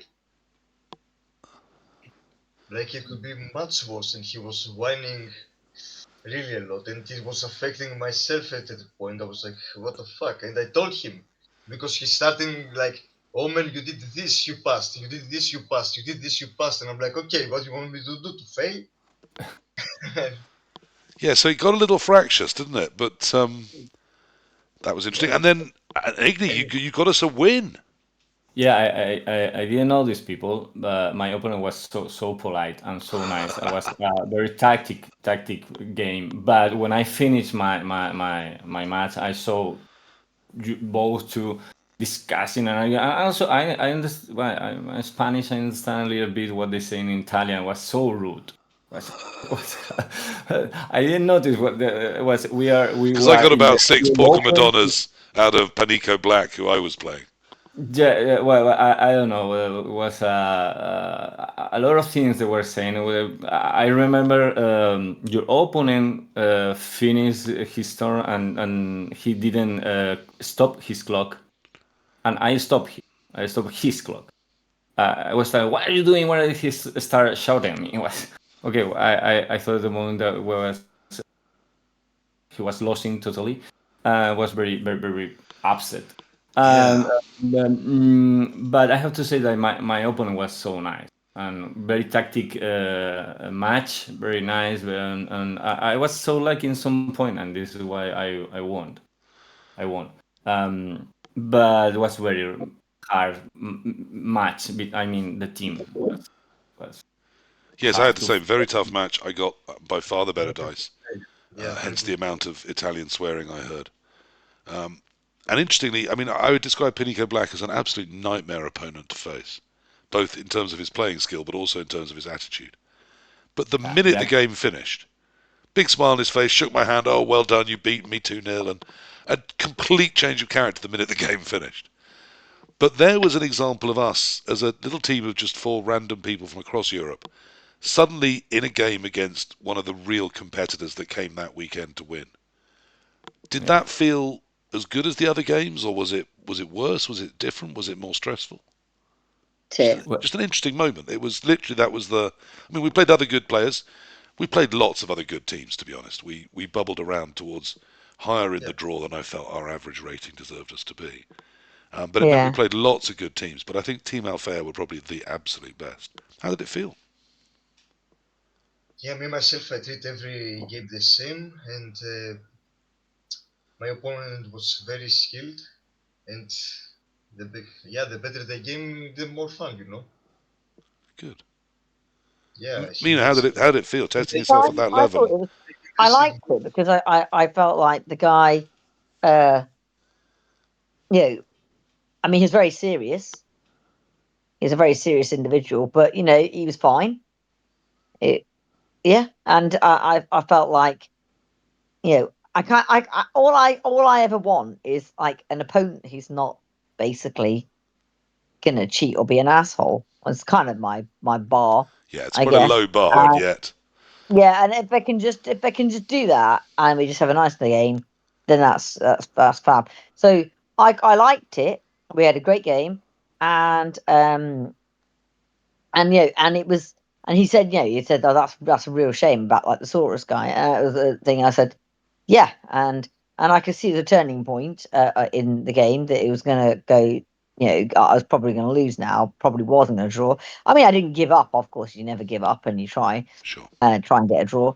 But it was, yeah, and he was like, he said that you played well, and like, I mean, you Suddenly nearly it's did get a 80-20 draw. instead of 60-40, isn't it? And you know it is. It's yeah. Yeah, you just know that then, like at that point, I just knew that it wasn't going to happen. But yeah, no, nice game, nice guy. Couldn't really fault my opponent in that way. Yes, very serious throughout the game. But fine, you know. But you know, I think disheartened at certain dice of his, and Yeah. you know. But he didn't roll particularly badly or anything. But it was just, yeah, And it was just. Ignii, I'm gonna be rude to you here, just briefly. Then I think we need to talk to Liam again, who's been sat there reading chat and waiting patiently. There you are, obviously a lovely natured man, a musician, an artist in your soul. Where have I thought the finest hat that weekend? You've painted a beautiful team. You've decided you want to play Pro Elves. I've said, oh, are you sure there's this and this that are better? You went, no, I want to play Pro Elves. You've turned up. You're having some fun with your Pro Elves. And there you are getting a win against Team Alfair, against international quality Blood Bowl players. How did that feel? Was it fun? Did you realise that was happening at the time? Was it? Well, I enjoyed a lot the game. That's for sure. And so believe me, he was smashing me. He was totally smashing me.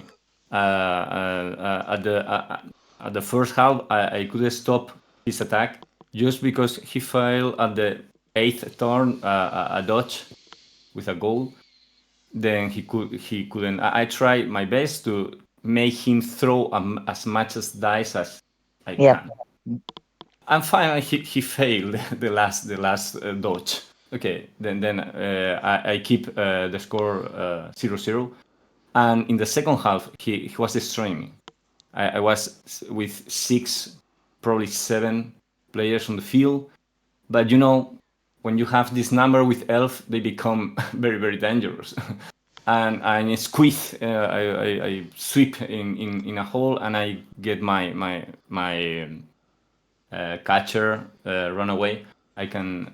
This is I win, but I enjoy a lot in all the aspects. I mean, he was very polite, was nice, and also was give me some advice at the end of the match.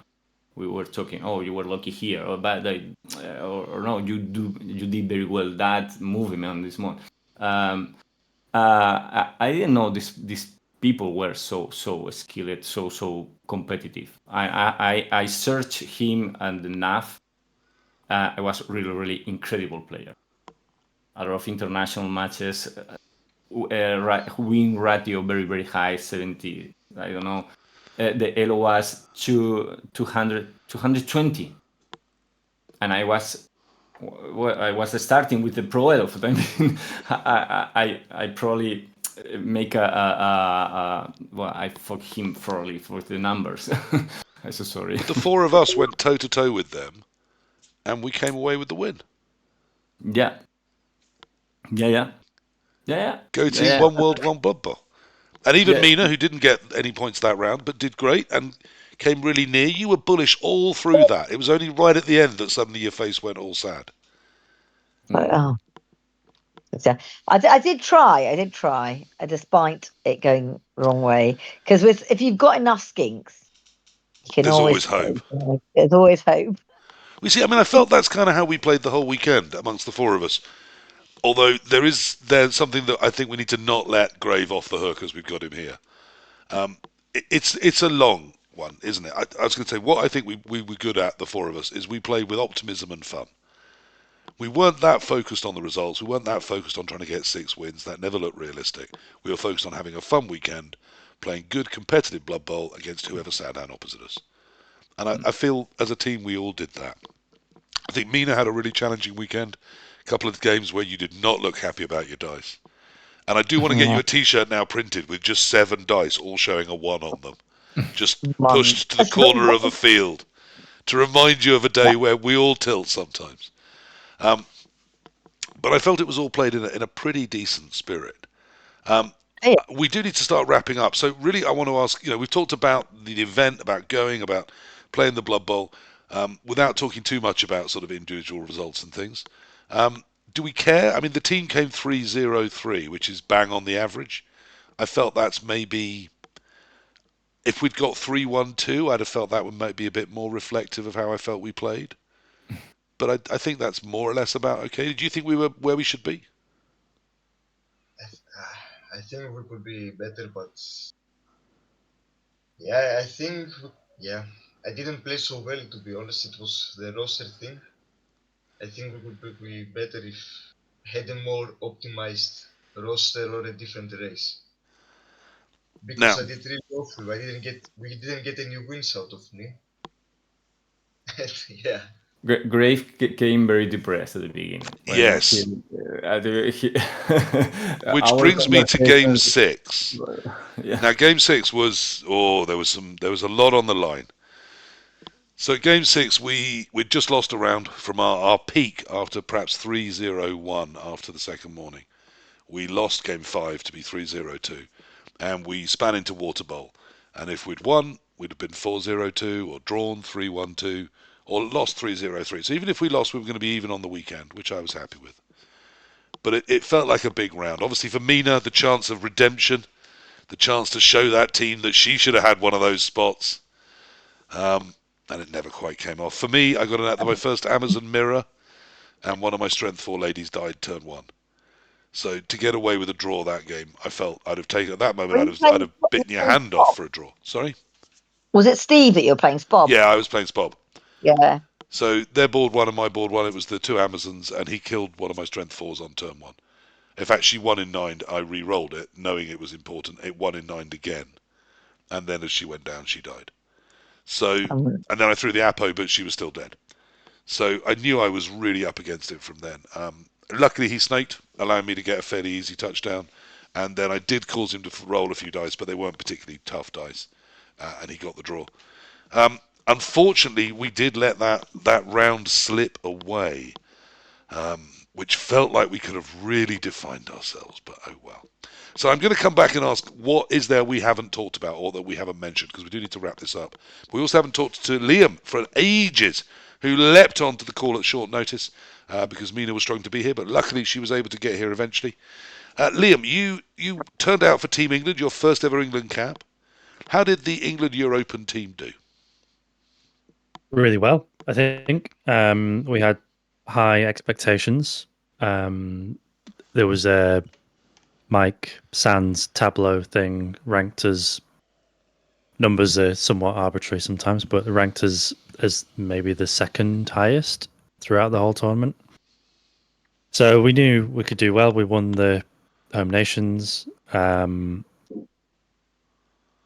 drew round 2, which I think maybe took a little bit of wind out of the sails, but won round 3. Round 4, at least 25% of the team was hungover and vomiting. So that was not helpful. And then he proceeded to be completely diced off the face of the planet by Volcajo.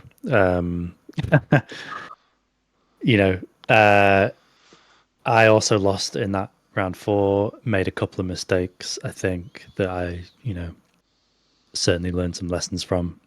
But that round was a particular highlight. JB from the World Cup, best opponent I've ever played. It was the best match I've ever played, I think. Lovely We both played it in really, really good spirit, not looking at the dice whatsoever, like a purely strategic kind of game, helping each other out at times. There was a point where we had 20 minutes left on the clock, and there was a very important result on table 4, and we just waited. I had one decision to make.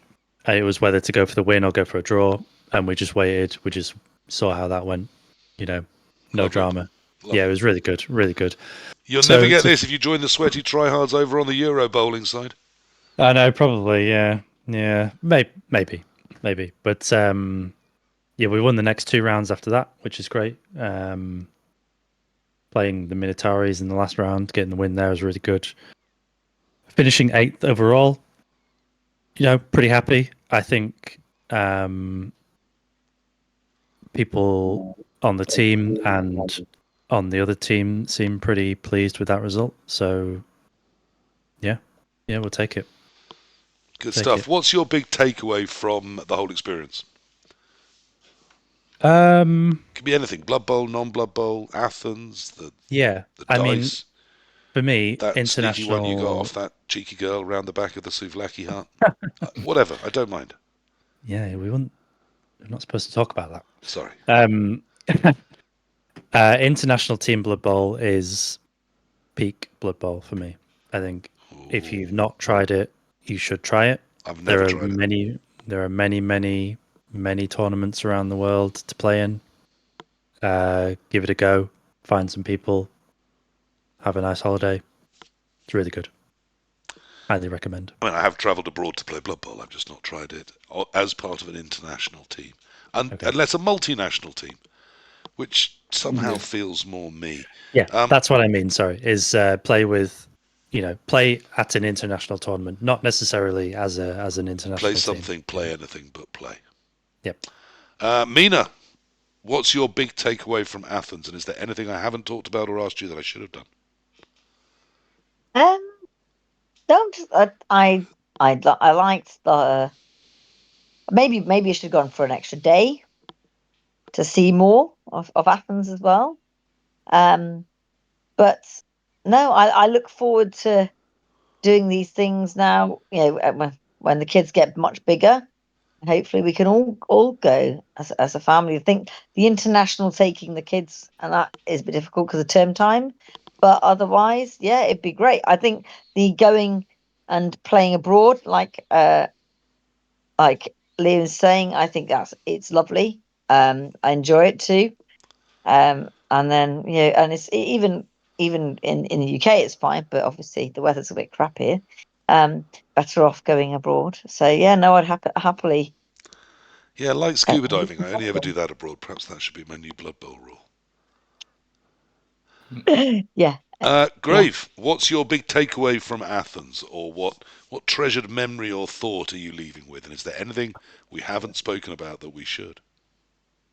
What we haven't spoken were the breaks after the games. Like, for me, the most fun were in the breaks, not in the games. Yeah, no, I quite liked. Lots of people have moaned about 45 minutes between games, and that was the breaks. I mean, the lunch hour was an hour and a quarter, wasn't it? Hour and a half. I quite like a long break. It means I can socialise, see some people, go outside, have a smoke, which I find quite enjoyable. You were a fan of that, were you? Yeah, I am a big one. But yeah, it's also a big opportunity to meet all my friends from around the Europe. I have had many opponents from Spain that I have played in the Netherlands. Yeah, it's always very nice to find people that you've seen in other countries in another country. Yeah, the whole socializing, and of course my friends from Germany. Yeah. So we want 2.5 hours for rounds, not 2:15, but we want breaks at least as long as they are now, and yet we want the day to be nice and compact and finish on time so that we can all go out in the evening. Now, I'm aware that not all of that fits together, but like, a Liberal MP, I can just promise anything because I don't have to actually deliver it. So if I ever delivered a World Cup, there you have it. We'd have 2.5 hour rounds. There'd be at least an hour between rounds, and yet we'd finish in time for everyone to go out and have a full evening together. Everyone would ride unicorns. Would we be rolling dice at 7 a.m.? Details. I don't have to make any of this come true, Mina. I'm just promising it. That's how politics works. No. Ignii, what's your big takeaway from Athens? What haven't we talked about that we should? I think we play against people from Malta, people from Portugal, people from France, people from Austria. Yes, we did. Italia. I'm from Manchester. I think was the most. I was okay into Alicante. I play most against Spanish people around Spain. Okay, it was so nice. But it was my first big European Euroball. Well, the Euro. I enjoy a lot to meet all these people around the Europe, and I see that Blue Ball is spreading everywhere. And it was my first big trip. I hope I will make some more. Well, I hope to see you all in Budapest, if not before. Yeah, also mention that we also met each other. Yeah. Is that next year's? Is Budapest? Next year is Budapest. But it's for sure, yeah. Is obviously the real pals were the friends we made along the way. Yeah, I mean, my big takeaway is that I met three. I'm going to say three because I'm going to include Mina. I met 2.5 new people, one of which I had already met before, but I'd spent a weekend with 3 random people. That worked beautifully and absolutely lovely. It was really nice that we all got on. I do have to say, Grave, Game 6, Water Bowler, they said you were a bit grumpy. Yeah, I've excused it. I said it was the team not serving you well, and 6 games of Blood Bowl back to back. kinda. Because Yeah, that cheeky smile is what I'm used to seeing, Mina, so I don't recognise Grumpy Grave. to be honest, my opponent was the coolest opponent I had in the whole tournament. So yeah, at least we get one positive and one negative outcome of the game. But yeah, they're the friends we make along the way, as you said. So that was lovely for me, but I'm being obviously facetious. The thing that what do I take away from Athens? It was also great. I loved being with my partner. We had a great time. So that was lovely. To be able to do Blood Bowl and that together was a new experience. So that's fantastic. I look forward to doing that again, as well as maybe going sometimes without her. You know, it's not we're not joined at the hip. But really, my takeaway is a bit of an odd one. You were there with me, actually, Grave. I forget even what day it was, but we were outside having a cigarette by the horrible porta toilets and having a smoke, to be more exact. And there was, I don't know if he was German or Austrian, but a big, sad-looking man with a ginger beard, ginger hair. And he just looked very down. And I turned to him and I said, "Are you okay?" And he said his father had died a year and a half before, and that it was his father's birthday. And that's all he said, and then he looked at his feet. And this clearly wasn't a bloke that's that great with communicating, if you know what I mean, or that great with dealing with emotions, but he just clearly wanted to say something. And I quite like being at an event where just a random Blood Bowler can say to another random Blood Bowler. Now maybe he knew who I was, maybe he didn't, who cares? But he was just able to say, "Look, I'm feeling a bit sad because my dad died a year and a half ago and it would have been his birthday today." I just reached out, just literally put one hand on his shoulder, and that seemed to be enough. That seemed to be all he wanted to say. So Yeah, I don't know whether it was Nothing's the fact that I was on a Europen team or the fact that I was with some lovely people and not super try-harding. I mean, I'll still play hard in any game I sit down, and you know, anyone opposite me I think gets a hard game of Blood Bowl, but it didn't feel super important, the Blood Bowl. It was just a really nice experience being there. Rolling dice, meeting new people, spending some social time between the games, and I did like the schedule had the space for that. I don't feel the need to, play some Blood Bowl, bolt down food, and then play more Blood Bowl. I'm there for the experience as well as the Blood Bowl. So some time to wander next door to see the lovely young people getting all excited about their fantasy expo. That was great. That gave me hope for the future. I really enjoyed that experience. But yeah, what I'm going to take away is the sad-faced German fella, or Austrian, I don't know, He was thinking Belgian. about his dead dad. He was from Belgium. Okay, Belgium. All the same to me. It's basically all one, isn't it, Europe? And I just thought, yeah, it's great that he feels he can tell us and that he can share it. And in this little corner of a car park, he's had a quiet little moment of reflection, and then we've all gone back to the Blood Bowls. So that's what I'm taking away. A lovely, a fun experience with nice people that I felt had very low pressure to it. And yet, in 2 weeks' time, I'm going to bring on the captain of Team America, the captain of Team Ireland, and a member of the Team England team. We're going to pick through Euro Bowl, the high pressure side of that event, and see if they try and work out if they had a better time than us. If Liam is right to crave the bright lights and the fortune that comes with top international level Blood Bowl. Or perhaps you're better off just having a laugh like we did. Are you getting Core to come on? No. I've just told you who's coming on. It's those three. Oh. No, you said from Team Rake. England. America. Gritha from America. Oh, America. I thought you said getting a Team England one. Raging from Ireland and the Rake from England. Oh, okay. It's not 100% confirmed, but that's looking who the next lineup is. And we're going to talk about the Euro Bowl side of it. What happened there, half an hour ahead of all of us, and did they enjoy it, and could they possibly have had the fun that we had? I'm so glad that Mina joined us. Thank you for leaping in at the last minute, Thulean. Lovely to have you on.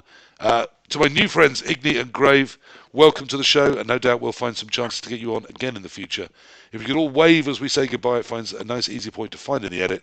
Thank you. That was One World, One Blood Bowl 51. We went to the Europen, and we had a nice time. Bye.